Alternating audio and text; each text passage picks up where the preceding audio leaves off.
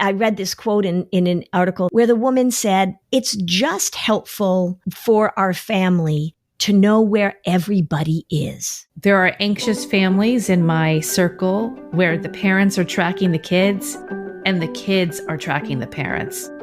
So that is a lot of reassurance. That's right. That everyone is addicted to. Yeah. Yep. Everybody wants to know where everybody else is. Welcome to Flusterclux with Lynn Lyons, where we talk about a family's anxiety and other big feelings. Serious stuff without being too serious. I'm your co-host Robin, and I'm Lynn's sister-in-law, and I'm here to ask your questions. And I'm Lynn Lyons. I'm an anxiety expert, speaker, mom, and author, and I've been a therapist for over 30 years.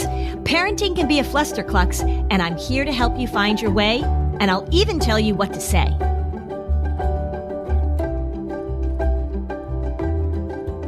So, Lynn, I know what you want to talk about today because you've been wanting to talk about this for a while. I have been. So we're going to talk about tracking apps today and all that comes with that. We had a teen retreat earlier this year in Vermont, and you brought up the most popular tracking app, Life 360, and your opinion of not tracking. And you could just feel it in the room. The spines of the teens straightened, and one I remember turning to her mom and going, see? And I was actually talking to a group of high schoolers. So I was at a school a few weeks ago, and I was talking to the 9th through 12th graders in different chunks. And at the end of the talk, they're asking me questions, and somebody asked me the question or whatever. And I said, no, I don't agree with tracking apps. And if you want to tell your parents that I said this, I said they shouldn't be tracking you on your phone. And there was like uproarious applause. The hardest group for me to talk to actually is a group of high schoolers because they usually push back on me. Like I usually get, somebody comes up and usually lectures me after I talk to high school students. You mean a high school student lectures you? A high school student comes up and lectures me about what I said that wasn't correct, et cetera, et cetera. Like inevitably somebody comes up. And sometimes they're asking legitimate questions and sometimes they're so not informed. But anyway, what I say, like your parents shouldn't be tracking you, it's almost at this point, if I just want to feel good about myself, I'll say that because then they all like burst into uproarious applause. So it is kind of a little self-serving. Yeah. But I do believe it for sure. Okay. So let's talk about it. Mm-hmm. So first of all, I actually know nothing about tracking because I know how you feel about it. And I joked with my husband, your brother. I was talking about the tracking thing and he said, you guys are going to talk about tracking? And I said, yeah, it's a big thing. And he's like, is it? And I was like, yeah, if Lynn wasn't your sister, you'd be totally into this. and he was like, oh, yeah, I can see why it would be helpful. I mean, it's so tempting. So tempting. Okay, so before I venture into this, let me just say that there are certain situations and certain times where I can definitely see the advantage of it. So I was doing a little research because I actually have never used these apps. And so I just wanted to look and see what was going on in the world. And I could definitely see there are certain situations, like there was one thing where I read if a kid has a really severe food allergy, or you've got a child with epilepsy or something like that, it can be helpful for parents to be able to have that safety net around a child that has a significant issue. But that is the very small minority of uses for this. I mean, it's basically like, I want to know where my kids are. And what you hear over and over again, the parent says, it just makes me feel better to know where they are all the time. Let me just say a few things. One is that I'm very clear about the fact that little children should not have smartphones.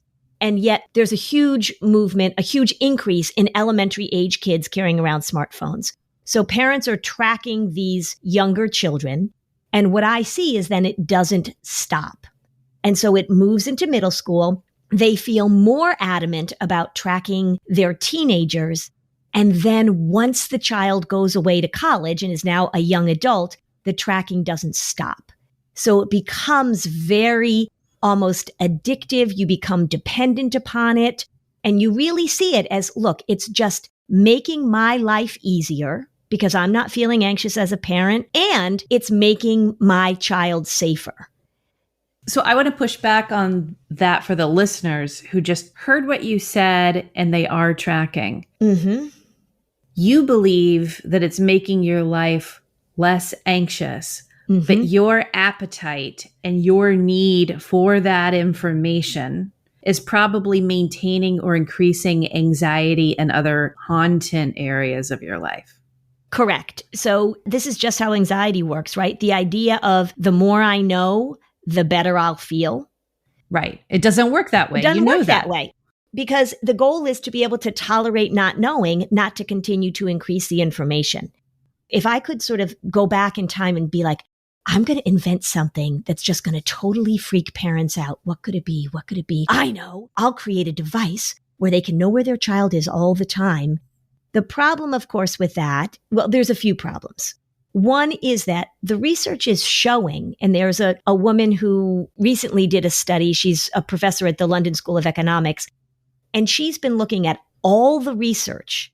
She said there is no research that shows that these apps actually keep kids safer, which I thought was really interesting, which again supports what we know about a lot of the things that we do as anxious parents, is that the evidence is not there to support that we're protecting them from something.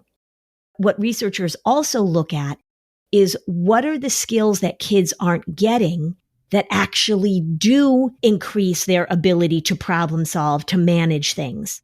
Because what happens is kids don't get the opportunity to step out into the world and to figure things out if they've got these parents there all the time. It's sort of this very counterintuitive process where you say, I'll keep my children safer by knowing where they are all the time and checking in on them all the time. And what you're inhibiting is their ability to problem solve. And interestingly, parents, what you are increasing is their ability to try and do things that are risky without having open communication with you. So the more that you are tracking them, the more that they feel like you're intruding upon them, the more they are trying to get away with things. And that's something that's really problematic. And they figure it out. Yeah, that's a parenting dynamic that can happen in a lot of ways. When you aren't respecting the autonomy and the boundaries of your child, there will be consequences in behaviors and things like that. Yeah. So when you start tracking an elementary aged child, the parent has a different agenda. And then that middle school agenda is like you're starting to give that child more physical freedom of where they go. And then by high school, I have a high school student. We don't track her, but I know other parents who do. Like you said, it's a nest of rebellion. That's right. It's a nest of rebellion, and it's a nest of like, I'm being too controlled. So how can I break the rules of what my parents are setting? Right. One of the things, and this is what I say when I speak, people have probably heard me say this, is that the goal for me raising two teenage boys was to promote responsible communication. Yes, that's what we're working on now. Right.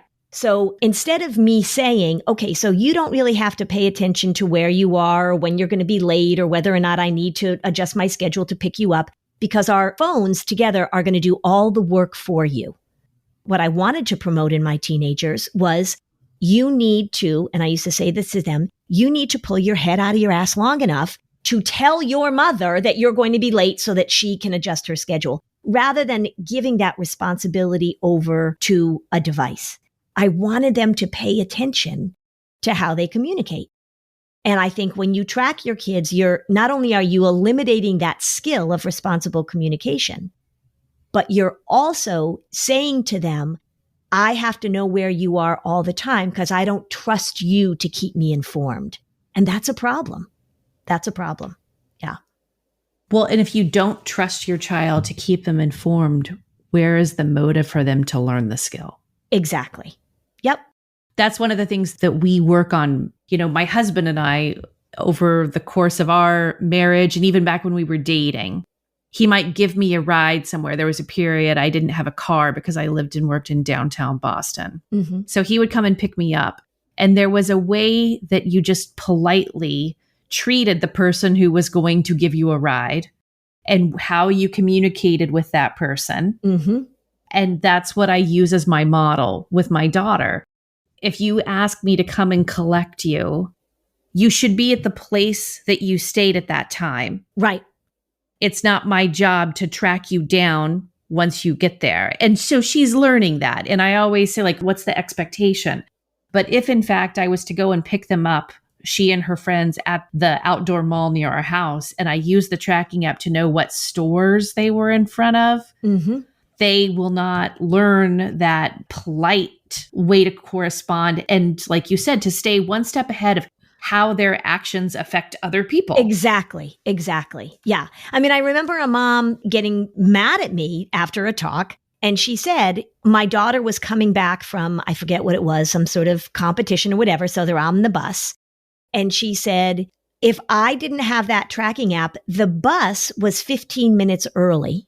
And if I didn't have the tracking app to know that, my daughter would have had to stand there and wait for me for 15 minutes. And I said, or she could have texted you and said, Mom, the bus is coming in 15 minutes early. All right, so I want you to think about that while we take a quick break. Have you ever looked at the labels of most kids' vitamins? So many are actually filled with so much sugar, they're more like candy. Our sponsor, Haya, is made with 0 sugar and 0 gummy junk, yet it tastes great and it's perfect for picky eaters. I've actually been taking them.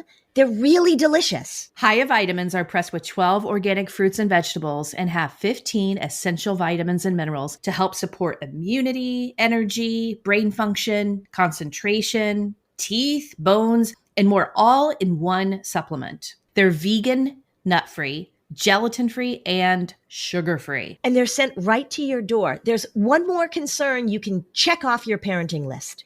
Your first order comes with this great bottle and stickers so your kids can decorate it. It's really cool and fun. And then the refills go right into their bottle when they arrive every month. We've worked out a special deal with Haya for their best-selling children's vitamin. Receive 50% off your first order. And to claim this deal, you must go to hayahealth.com/fluster. This deal's not available on their regular website. So go to hayahealth, HIYAHELTH.com/fluster and get your kids the full body nourishment they need to grow into healthy adults. Life can be overwhelming and many people are burned out without even knowing it. Yeah, symptoms can include a lack of motivation, feeling helpless or trapped, detachment, fatigue, and more. Listeners, here's a reminder to take care of yourself and consider therapy. It's amazing how technology can make therapy more accessible to people. This podcast is sponsored by BetterHelp Online Therapy. BetterHelp is customized online therapy. It offers video, phone, even live chat sessions with your therapist. So you don't have to see anyone on camera if you don't want to. It's much more affordable than in-person therapy, so give it a try and see if online therapy can lower your stress. Flusterclux listeners get 10% off their first month at betterhelp.com/Lynn. That's BetterHelp.com/Lynn. Okay, back to the show. If you've got a kid with separation anxiety, right? And we've done a lot of episodes on that. We just did that in-session episode with that little girl. If you have separation anxiety, one of the things that helps you do the disorder is to know where your parents are all the time. I've even heard this is something also that's kind of becoming a thing. Schools now are beginning to push back on the complete unlimited access that kids have to their phones during the school day.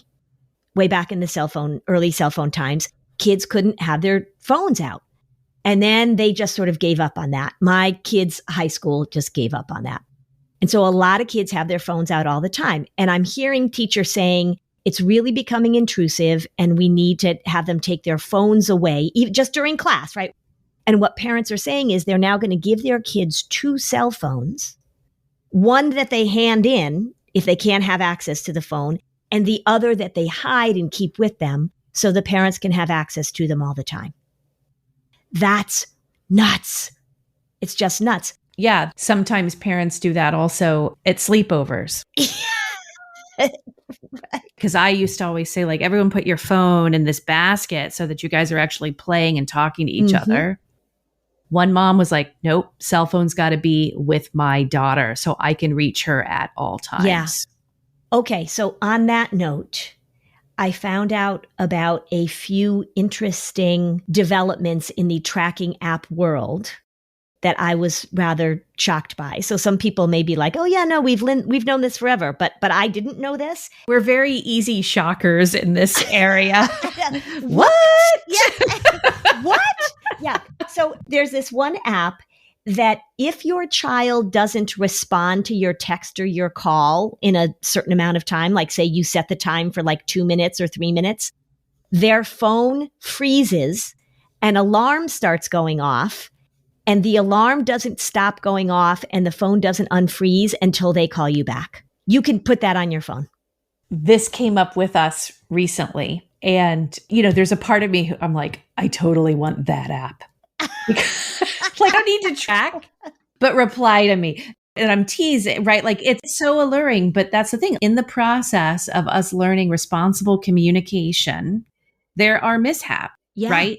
And so if I'm out and I'm near the pickup place and I'm saying, can you let me know I'm near? Can I get you now? Yeah. And then I just don't hear. Mm-hmm. So I have to go all the way home and then I have to go all the way back because I didn't hear.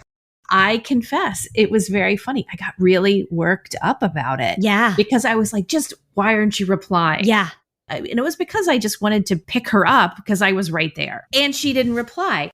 So I did something that, you might not condone. Like after a while, then it's like, okay, it's no longer rude. So then I'm a catastrophizer. So I'm like, why hasn't she replied to me in like half an hour? Mm-hmm. Then I'm starting to like get a little worked up. Yeah. I had an idea who she was with, but I didn't have that contact info. And at that point, it had been over 30 minutes. So then I reach out to another friend of theirs. So I just said, hey, do you know where my daughter is? I'm trying to pick her up. And then like, ding, ding, ding, the friends are all on a group chat. Her mom's looking for her. And then another person who did have their phone out said, hey, your mom's looking for you. Then my daughter gets her phone out of her backpack and is like, hey, I'm sorry. Yeah. I got really worked up about that, even though I know this stuff. Yeah. It's like these are real struggles and frustrations as parents. So I don't want to dismiss like, why would you do that? Or why do you need that? Because I got really worked up. This is actually the worst part. I'm embarrassed to admit this. So then she's like, okay, no, I'm here. I'm ready. I was upset with her. Talk about emotional management. I wrote, why don't you just walk? and she wrote, okay. And then I was like, no. I said, no, I'll come back and get you. And then I feel like I practiced what you preach on the podcast. I picked her up and I said, look, I was really upset and I'm sorry I did that. And she said, no, I get it. You were frustrated because I didn't have my phone out and you were there and you had to go home and come back. And I'm sorry. And I was like, I'm sorry I overreacted. And of course, I would always collect you when you needed me. Mm-hmm. I just was in that moment. Parents deal with this stuff all the time. Yeah. So my husband doesn't have a cell phone. The inconvenience of that has been played out numerous times, right? So I totally get it. If he had a cell phone, there are certain mishaps and delayed flights and this and that would have been avoided. I totally get the convenience of cell phones and how they make communication easier. And let me be clear, I am not against parents texting and kids texting to make those arrangements. The thing that I am against is the consistent tracking to make sure that you know where they are all the time. Right. Because if I had tracked her, I would have just gone to where she was and parked outside. I actually didn't know exactly where she was. And that's why I needed to hear from her. It's teaching her those skills of being out in the world and realizing she is on her own. And that is an important thing to get good at. Kids will say to me, how did you go to college without cell phones? Like, how did you guys find each other? And I said, well, we had this really sophisticated system. We all had a whiteboard on our dorm room door, and you would write a little note to your friend and you would say, meet me at lunch at 12:30, and then you would be there at 12:30. Absolutely. In our day, The friends who had really good character, you would say like, hey, meet me in the middle of Times Square June 1st and we'll get together. And you knew, done, I'll be there.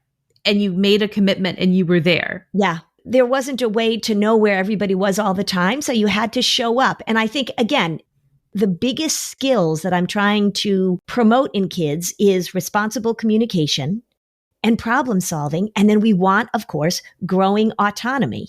It's the intrusiveness of it and the expectation that I'm going to know where my child is all the time. It was interesting. I saw this quote from a parent who is tracking her son who's away at college. And she said her son doesn't mind. And she said, the reason he doesn't mind is because he knows that I have peace of mind without being intrusive. Which is basically what she was saying is I can just watch where he is all the time and he doesn't have to bother with the multiple texts that I used to send him to make sure that I knew where he was all the time. And for her to think that that isn't intrusive is inaccurate. Exactly. To say like, I'm not being intrusive by knowing where he is all the time. You've got to think about the message that you're sending to your kids, which is one is that we're not going to communicate about things openly. I don't trust you. And what parents will say, well, it's not that I don't trust you. I don't trust everybody else. Well, you're not in charge of everybody else. You want your child to learn how to problem solve, to learn how to communicate with you. If they need help, how do they get help? And again, I am not against cell phones. I'm against constant tracking. You're against the apps on the cell phones that replace responsible communication. Exactly. Let me tell you, I found this other one. Like this was mind blowing because again, I don't know these. You can get an app that allows you to remotely activate the microphone on your child's cell phone so that you are listening to them without them knowing. Ugh. Can you imagine? Well, also think about the technology that's marketed as such in this so-called like far more benign application than other ways that it could be. That's really gross. They're also collecting your data. Just like we know that Facebook targets ads and all that kind of stuff, these apps are designed to target ads. If you're tracking your 13-year-old and you know that she's spending an enormous amount of time at whatever store she goes to at the mall, she's going to start getting ads on her phone for those stores. So to think that you're doing this in some sort of private way, to think that you are gathering information about your child and that these apps aren't gathering information about you and your child is silly because that's not how all of this works anymore. Well, that's something to think about while we take a little break. Planning ahead for a big expense? Don't put those car repairs or medical bills on a high-interest credit card. Credit Karma can help you look for a low-interest personal loan that could save you money while you pay off your purchases. Credit Karma uses your credit data to find loan offers that are personalized to you, so you can have a better idea of what loan amount you can get approved for. Credit Karma will even show you your chances of approval, so you can choose between loan offers that you're more likely to get approved for and apply with more confidence. It takes just a few minutes to sign up. Members save an average of 27% on interest rates when they compare personal loan offers on Credit Karma. Well, 27%, that is a lot. Comparing loan offers on Credit Karma is 100% free. It won't affect your credit scores. Ready to apply? Head to creditkarma.com/loan offers to see personalized offers and find the one that's right for you. That's creditkarma.com/loan offers. Gas prices are up. So did you know that you can easily lower your monthly costs to help you and your family? In 2021, auto-approved customers saved an average of $1,692 a year, helping lower your monthly car payment.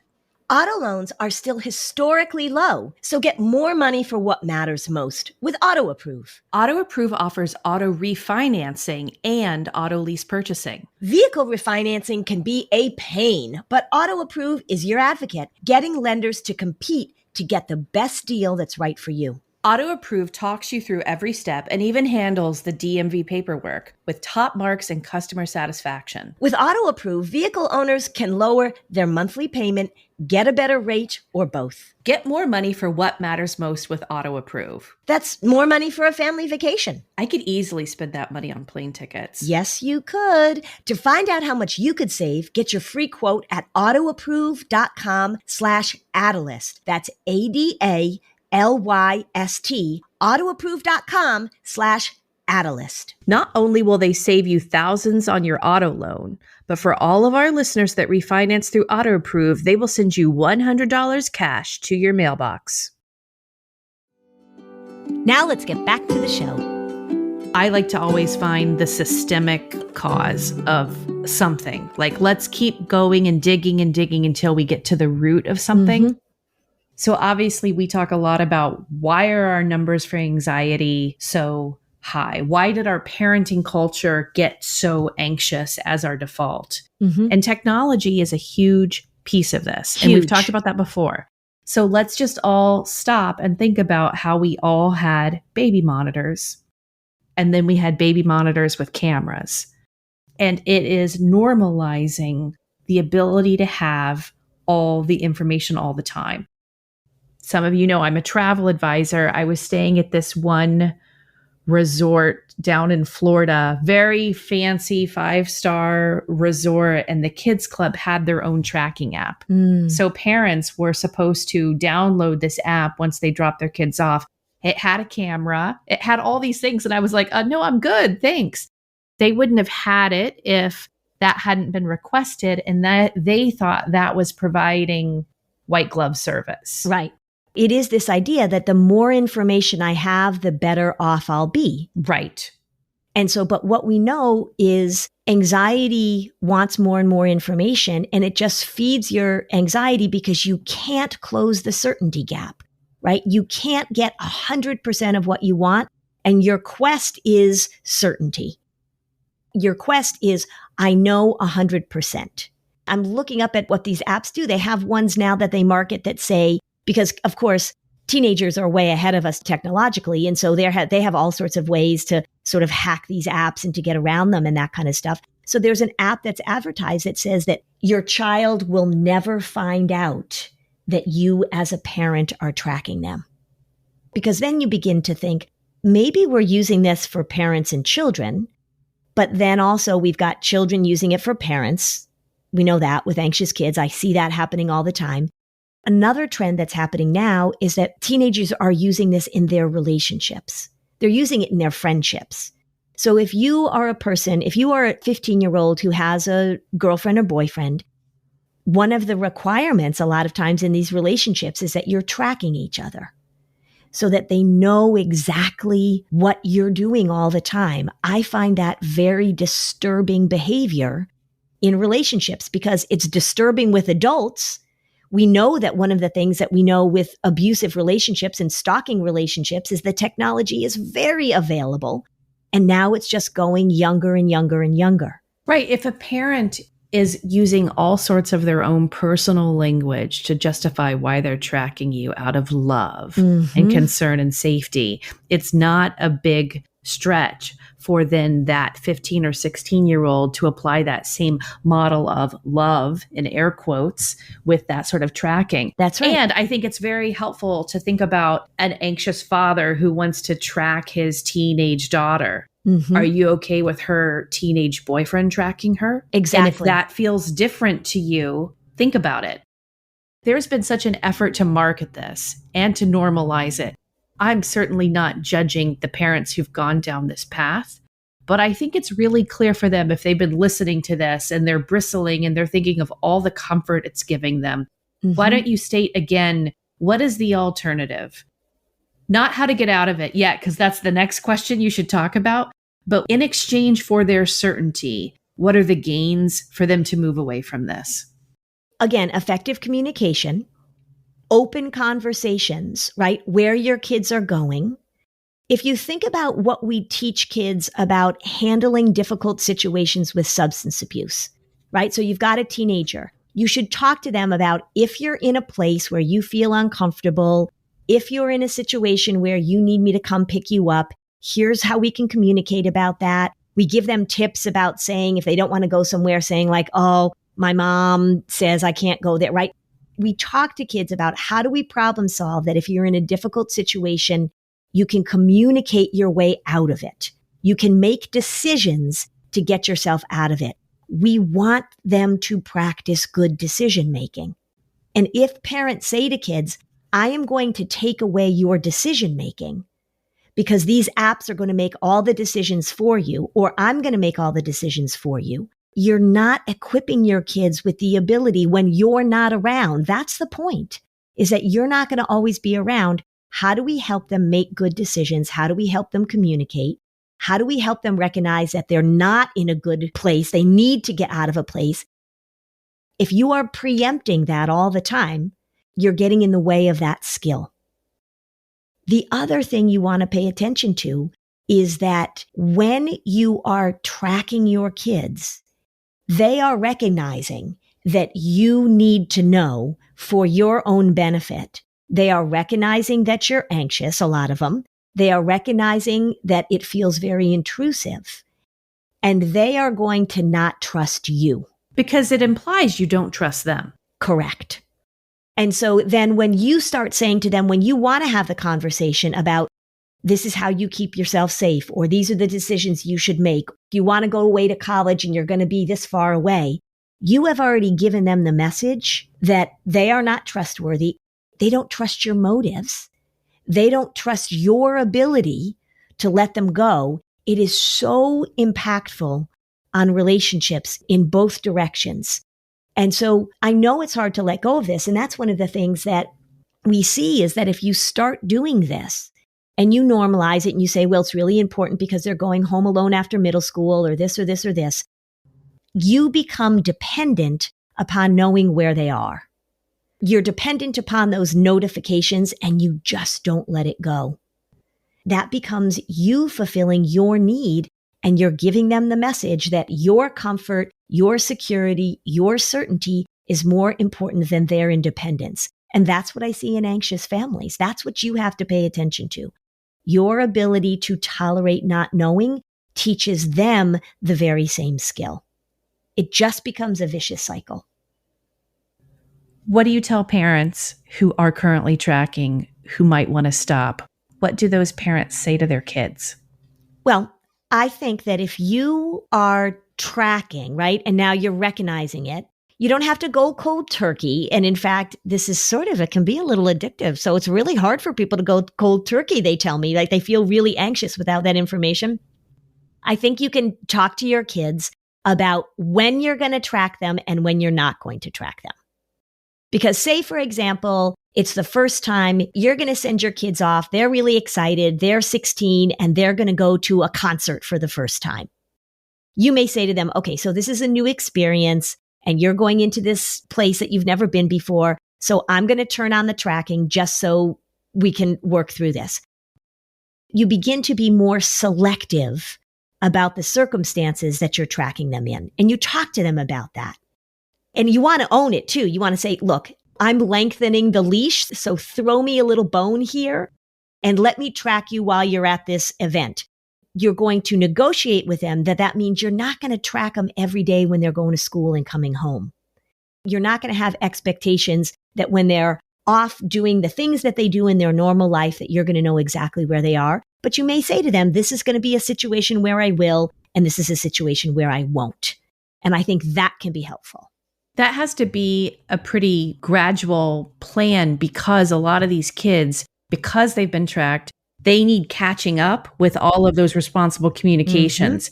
And so if you say like, I'm not going to track you because you and I need to figure out how to coordinate your schedule and my schedule without the help of technology. I need you to communicate that to me. And that's going to be bumpy, I think, in the beginning. Yeah.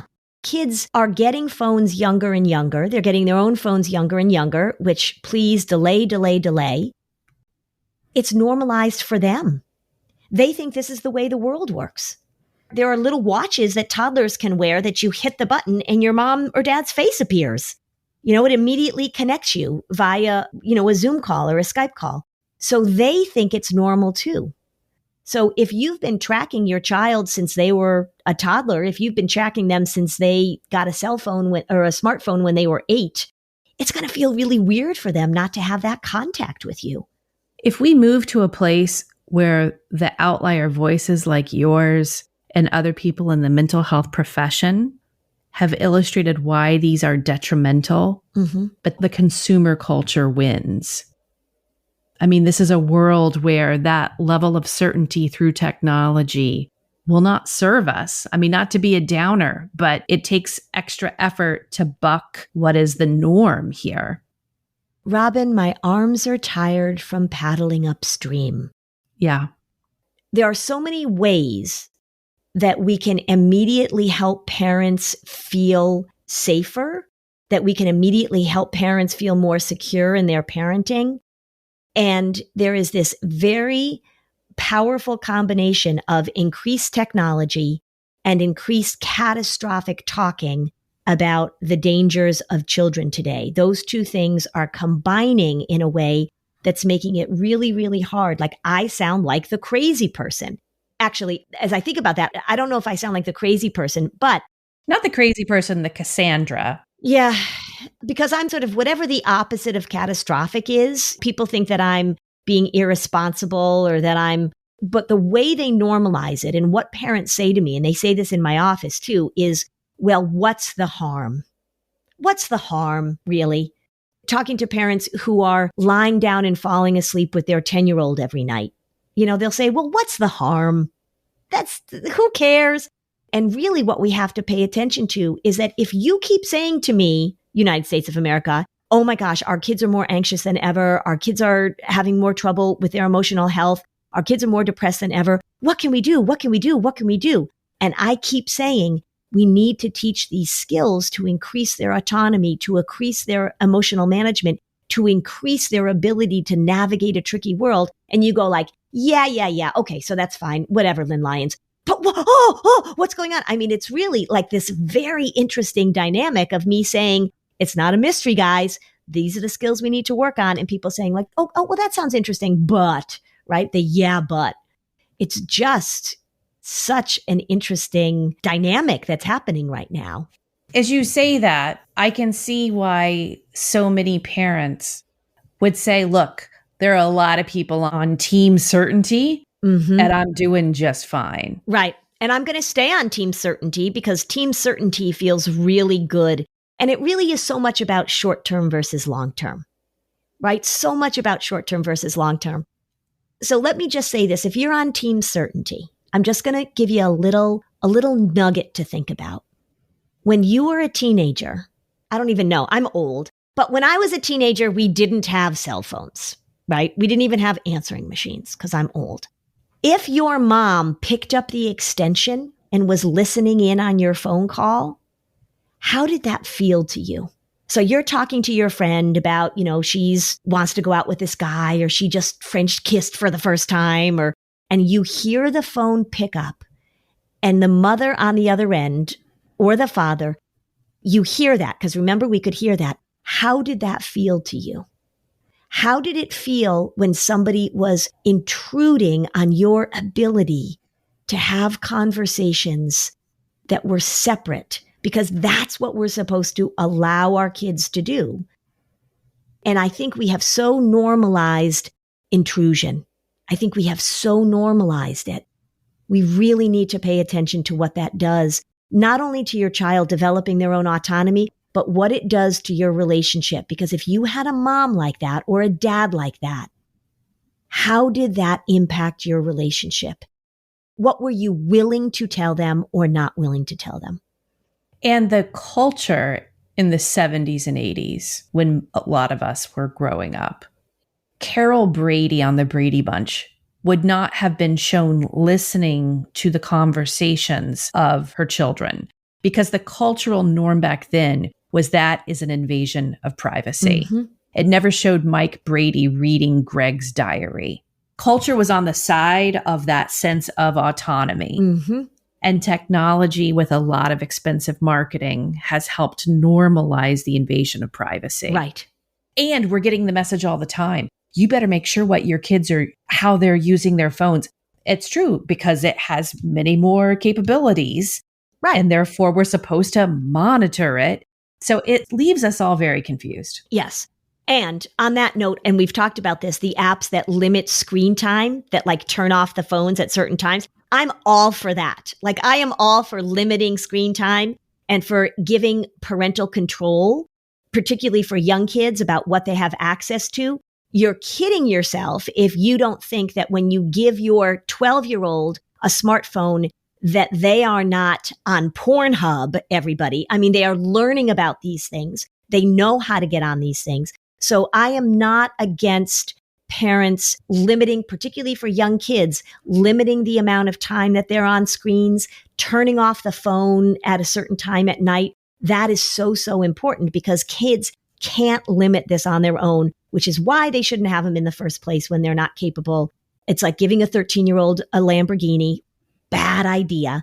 But I'm totally fine with limiting screen time. We're really talking here about the tracking apps and how we're looking at where they are, turning their microphone on so you can listen to a conversation. That stuff is just beyond the pale for me. Okay, so as we finish this, I just want to say that I'm very glad that my voice held up because I went to my first Celtics game yesterday with my son. We are playoff pals. It was game 7, and I screamed my head off for 2 hours. And it was so much fun. And driving home, I was thinking, oh my gosh, I have to record in the morning. Yeah, it was so much fun. Oh, that's great. We love the pictures. Yeah, it was really, really fun. So I'm glad my voice held up. Well, all I know is it's the middle of May, which means I'm behind and late and overdue with several camp forms as a parent. You're past that chapter. But I was just thinking about it again for people who are in this phase. Go back and listen to our separation anxiety and summer camp episode. And the great story they told me at my son's camp, because their camp, no cell phones, etc., no pictures. That's a whole other thing, right? Taking pictures of kids and sending them to parents. We've talked about that. But the great story about the grandma who sewed a cell phone into her little grandson's teddy bear so that she could have access to him at camp. They found a cell phone sewn into a teddy bear. Don't be that parent. Or grandparent. Don't be that grandma. Don't be that grandma. Yeah. And just a reminder, there are 4 spots left to work with Lynn privately at our fall retreat. And even if you don't work with Lynn privately, we all get together for 2 morning parenting workshops down in Orlando, and registration is live. It's live. So join the Facebook group so that you can ask Lynn your question on an upcoming episode. Thanks for joining us on another episode of Flusterclux. Bye, Robin. Bye, Lynn.